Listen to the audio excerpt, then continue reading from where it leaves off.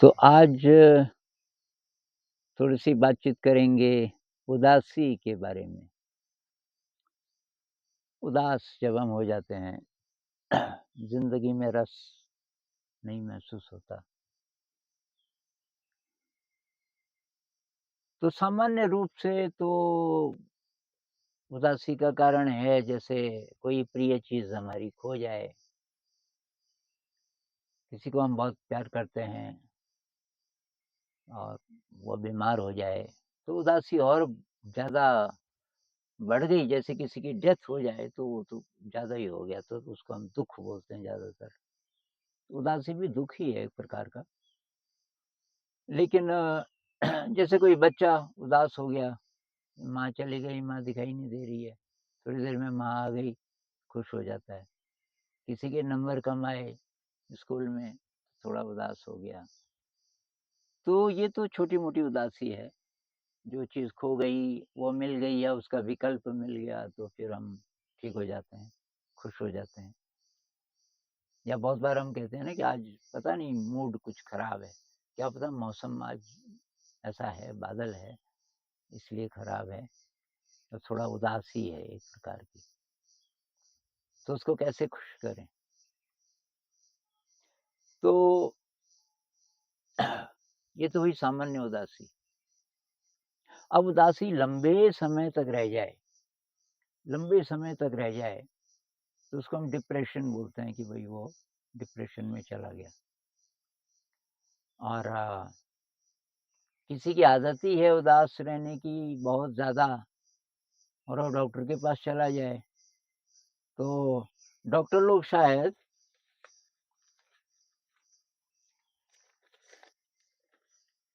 ऐसा कुछ देंगे कि ये रस बने, ये केमिकल बने हमारे शरीर में। मतलब न्यूरोलॉजिस्ट बोलेगा भई तुम्हारे 3 ट्रांसमीटर्स हैं, न्यूरोट्रांसमीटर्स, उनकी कमी हो गई होगी। तो एक तो ये है सेरोटोनिन। सेरोटोनिन दिमागी जितनी भी गड़बड़ है, उससे जुड़ा हुआ है। डिप्रेशन है, एंग्ज़ायटी है, अ, ये ओसीडी है, इत्यादि, कि इसकी कमी से होता है। ये न्यूरोट्रांसमीटर है और इसकी कमी से होता है। एक और है डोपामाइन, इसकी कमी से मानसिक जितनी भी चीज़ें हैं, मानसिक तनाव है, मानसिक अ, दुःख हैं जितने प्रकार के, एक ये भी है। ये रस है, मतलब इसकी कमी, ये रस, प्लेज़र, प्लेज़र जब हमें अच्छा लगता है, प्लेज़र मज़ा आता है। अब मज़ा ही नहीं आ रहा है, मतलब इसकी कमी है शायद। और एक और है जिसका नाम है नोरेपाइनेफ्रिन, ये वाला, ये भी न्यूरोट्रांसमीटर है। कि इसकी कमी से और डॉक्टर के पास आप जाएँगे तो दवाई देंगे, ऐसी दवाइयाँ देंगे जिससे ये बने। एक तरफ तो आप दवाई दे रहे हो कि ये बने, लेकिन वो जो उदासी का असली कारण है, अगर लंबी उदासी है तो उसका कोई सामान्य कारण नहीं है। अगर कारण नज़र भी नहीं आ रहा है, तो तब और भी कोई सीरियस बात है शायद।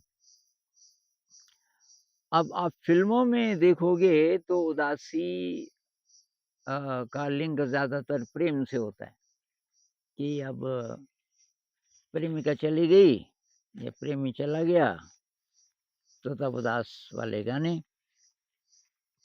जैसे ये है, हमारे ज़माने का एक गाना है, जब भी ये दिल उदास होता है, जाने कौन आस-पास होता है, तो वो प्रेमिका नहीं होगी, नहीं मिल रही होगी। इसी का एक दूसरा रूप है जो सूफ़ी लोगों में पाया जाता है, लेकिन उस वो ज़रा और प्रकार का है। जैसे सूफ़ी गाना है बहुत फ़ेमस, आपने सुना होगा, सानू एक पल चैन न आवे, सजना तेरे बिना। तो सूफ़ी लोग तो ये जब बोलते हैं कि मैं उदास हूँ, मेरा मन उदास है, चैन नहीं आ रहा है, क्योंकि साजन नहीं आए बहुत समय से, तो ये कुछ और प्रकार की उदासी है। कुछ-कुछ इसी प्रकार की, जैसे कबीर जी में ये दोहा है ना कबीर जी का, सुखिया सब संसार है, खावे और सोए, दुखिया दास कबीर है, जागे और रोए। तो इसको हम कह सकते हैं डिवाइन डिस्कंटेंट या दिव्य असंतोष कह सकते हैं इसको, दिव्य उदासी कह लो। इसका मतलब क्या है? इसका मतलब ये है कि अब सामान्य सांसारिक चीज़ों से ये उदासी बढ़ने वाली नहीं है। अब बहुत लोगों को इसका रूट पता चलता नहीं है। एक बार मुझे एक टीचर मिले, टीचर्स ट्रेनिंग में कर रहा था और एक टीचर ने कहा मैं अकेले में बात करना चाहता हूँ। मैंने कहा जाओ। तो आया, कहने लगा मेरे पास वो सारी चीज़ें हैं जिसकी कामना एक सामान्य व्यक्ति करता है। टीचर हूँ, सैलरी बढ़िया है, परिवार अच्छा है, मेरी पत्नी है, 2 बच्चे हैं, माता-पिता भी हैं और बहुत बढ़िया मकान है, ज़मीन भी है, किसी चीज़ का अभाव नहीं है। पत्नी मुझे प्रेम करती है, बच्चों की पढ़ाई बढ़िया चल रही है। लेकिन कि मैं उदास रहता हूँ। अंदर ही अंदर एक उदासी है जिसका कुछ कारण समझ नहीं आता। और अभी कुछ दिन पहले मैं एक बहुत टॉप लेवल फ़िल्मी हीरो का इंटरव्यू अ, देख रहा था, कोई इंटरव्यू ले रहे थे। उसमें वो बता रहे थे कि रात को मैं देर में सोता हूँ, सब लोग सो जाते हैं और मैं कभी-कभी कुछ पढ़ने की कोशिश करता हूँ और बहुत व्याकुलता रहती है। रात को मन बहुत उदास रहता है। अब ये वो बोल रहा है जिसका परिवार भी ठीक है, टॉप लेवल का फ़िल्मी हीरो है, इतनी इज़्ज़त है, इतने फ़ैन हैं करोड़ों-करोड़ों पूरी दुनिया में।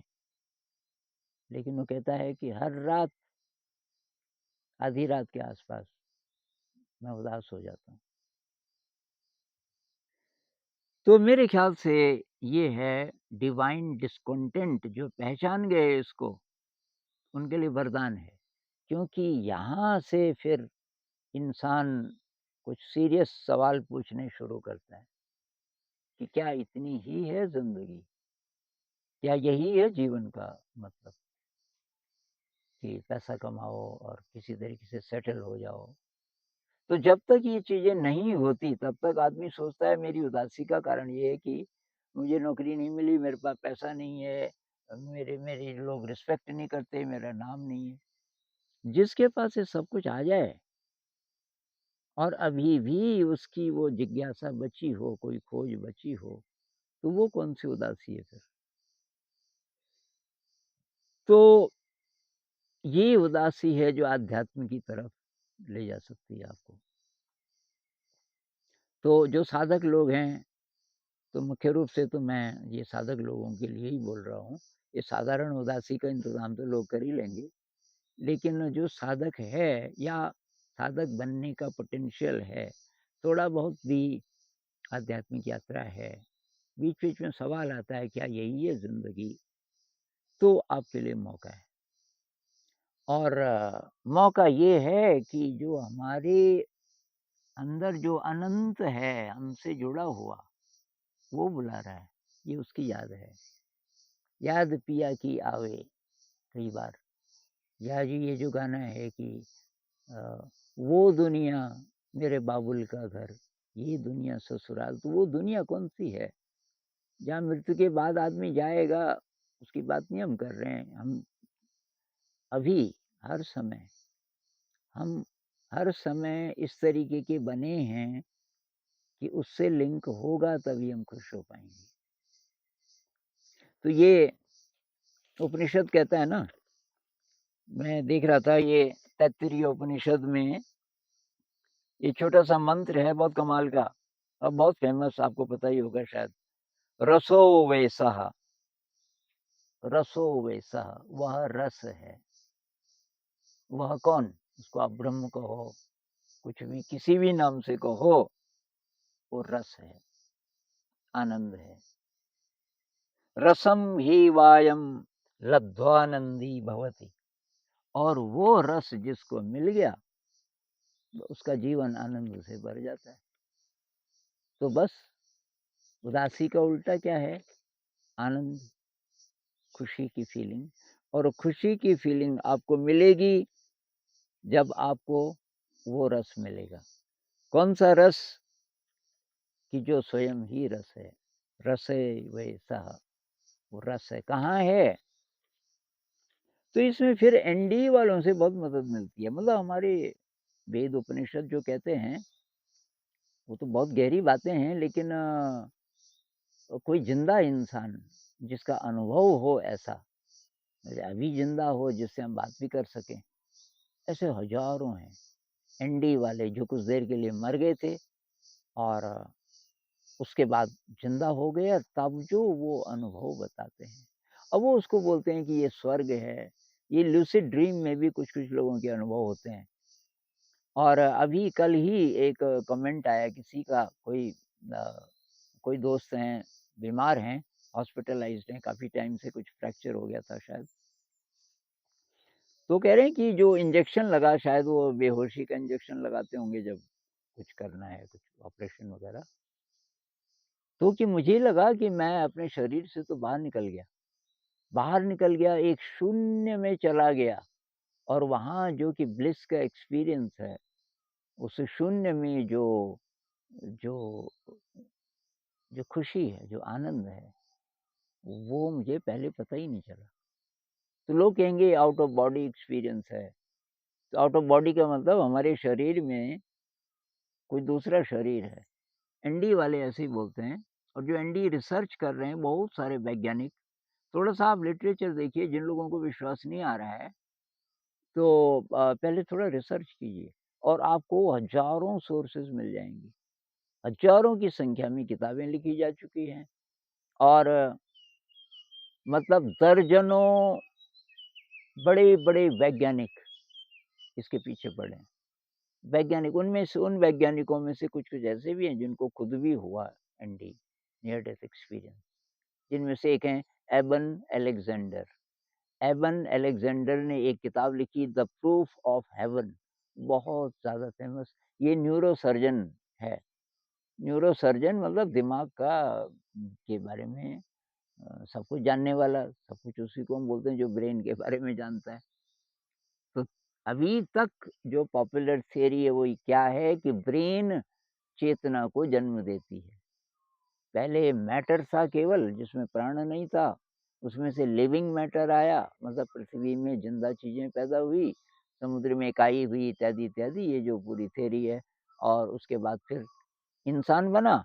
इंसान का जो ब्रेन है वो बहुत कॉम्प्लेक्स हो गया। उस ब्रेन में से चेतना निकली, कॉन्शियसनेस। ये थ्योरी बिल्कुल झूठी साबित हो रही है। और जो हमारे उपनिषदों में है, वेदों में है कि पहले ब्रह्म है, कॉन्शियसनेस कह लीजिए, कॉस्मिक कॉन्शियसनेस कह लीजिए, ब्रह्म है। और वो ब्रह्म कई रूपों में व्यक्त होता है, जिसमें से हम भी हैं। तो वो जन्म देता है, वो ब्रह्म का ही एक रूप है।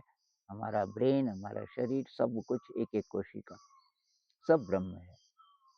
या जो वो मंत्र है, पूर्णमदः पूर्णमिदं, वो कंप्लीट है। और उस कंप्लीट में से हम सब जो निकले, तो हम भी कंप्लीट हैं। हर एक चीज़ कुदरत ने बिल्कुल कंप्लीट बनाई है। तो उसका स्पर्श, उसका स्पर्श, अब आप साइकोलॉजी की भाषा में कह लीजिए सबकॉन्शियस, अनकॉन्शियस। तो मैंने एक किताब लिखी थी, डांस ऑफ द बी। उसमें मैंने 2 ही टर्म्स दी, माइंड और ब्रेन। तो अध्यात्म की भाषा में जिसको मैंने माइंड बोला, उसको ब्रह्म कह सकते हैं। और मैंने ये साइंस की टर्म्स जानबूझ के ली, ताकि कुछ लोगों को ऑब्जेक्शन होता है, या जो विदेशी लोग हैं जिनको कुछ पता नहीं है, तो बोलेंगे ब्रह्म का क्या मतलब है। तो माइंड और ब्रेन, तो माइंड मैंने बोला है कॉन्शियसनेस को, चेतना। चेतना विराट से विराट, उसका जो भी रूप हो, से लेके हमारी जो चेतना है। और ब्रेन मैंने बोला है कि ब्रेन एक रिसीवर है। ब्रेन उस चेतना को रिसीव करता है। वो चेतना हमारे पोर-पोर को आनंद से भर देना चाहती है, लेकिन हम बाधा डालते हैं। हमारा जो ब्रेन है, उसने पर्दा डाला हुआ है अज्ञानता का। ये ये फ़ालतू जानकारियों का, ये फ़ालतू जो आगे की पीछे की बातें हम सोचते रहते हैं और इसी को सब कुछ मान लेते हैं बाहर की दुनिया। ये अज्ञान का पर्दा है, इसके कारण वो स्पर्श नहीं मिलता, स्पर्श जब नहीं मिलता और ज़रा भनक पड़ जाए, तो तब ये आएगा दिव्य असंतोष। तो दिव्य असंतोष अगर आए, तो समझ लीजिए कि आप शायद उस तरफ जा सकते हैं, आध्यात्म की तरफ जा सकते हैं। अब आप मेडिटेशन कीजिए, तो अब इस रस को प्राप्त करने के वही तरीके अ, जो संत लोग बोलते आए हैं, भई ध्यान करो, निस्वार्थ सेवा करो, ग्रैटिट्यूड और कंपैशन की एक्सरसाइज़ करो अपने जीवन में और परमात्मा को प्यार करो, धरती माता को प्यार करो, क्योंकि ये सारे ब्रह्म के रूप हैं ना, ये जो पर्यावरण की जितनी समस्याएँ हैं, ये सब सॉल्व हो जाएँ, अगर हमें ये मिल जाए, इसका रस का पता चल जाए, रस यहाँ है, तो ये जो इतनी हबड़-दबड़ पिछले 300 सालों में जो अ, पृथ्वी माता के साथ दुर्व्यवहार हुआ है और जिससे इतनी प्रकार की बीमारियाँ आई हैं, शारीरिक भी, मानसिक भी और चेतना इतनी विकृत हो गई है, वो सब ना हो। वो सब ना हो, अगर इंसान के अंदर ये आ जाए दिव्य संतोष और उसके बाद उसकी आध्यात्मिक यात्रा शुरू हो जाए। तो अगर आपको भी ऐसा लगता हो, कुछ दिन पहले किसी ने सवाल पूछा था, क्या यही है ज़िंदगी? वो दिव्य संतोष है। नहीं है भई, ये तो अ, किसी पर्पज़ से हमें शरीर मिला और इसके थ्रू इस बाहरी दुनिया में, इस इंद्रिय जगत में रहते हुए हमें अपने को शुद्ध करना है। शुद्ध करने का तरीका है निस्वार्थ सेवा, ग्रैटिट्यूड, कंपैशन इनकी एक्सरसाइज़।